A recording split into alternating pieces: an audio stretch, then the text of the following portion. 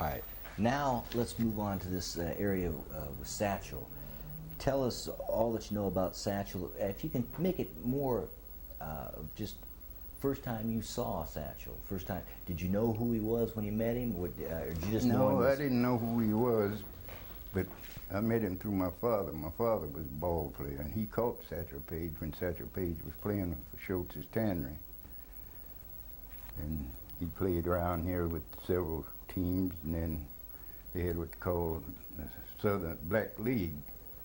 Nashville, Birmingham, Atlanta, Chattanooga, and Knoxville. And he started out playing with the Chattanooga Black Lookouts. And he went to Nashville Elite Giants, and then he went to St. Louis All-Stars. And I think it was, no, he went on to Pittsburgh, played with Pittsburgh Crawfords. They had him under a contract, but he jumped his contract and formed him a barnstorming team of his own. He went all down in Mexico and everywhere, and he played all over the country.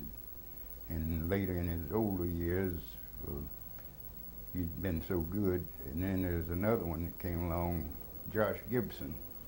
He was the older brother of Joe Gibson that pitched for St. Louis in the Major League. He was a home run king. He was the first man to knock the ball out of the park in Cleveland, Ohio. He knocked one completely out of the park in Cleveland, Ohio. That was Josh Gibson.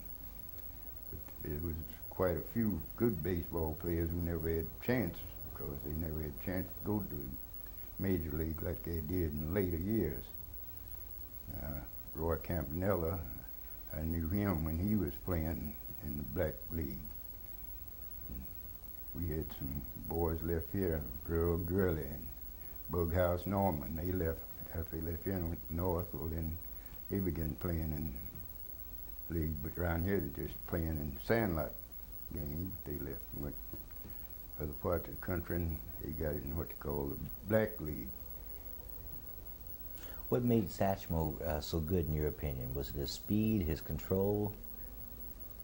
Well, he had good control too, because I saw him one time call all his outfielders in.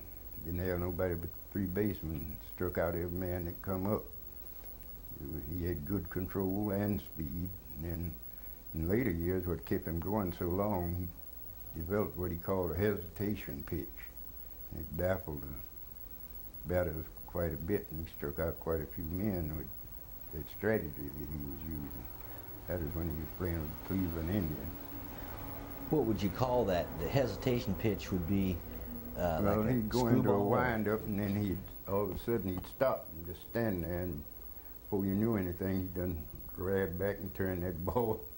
And he had feet looked like they was about that long. People used to say when he'd kick his foot up the ball, he'd blind the batter to which way the ball was coming. That hesitation pitch today, would that be considered a balk? Would somebody be able to do something like that? No, he actually used that in the Major League when he was playing with Cleveland Indians. Okay. He was using it, and some of them were complaining about it, and they asked him what it was. What did he call it? He says, well, that's a hesitation pitch. Good enough. All right, we can shut down for a second, take a break.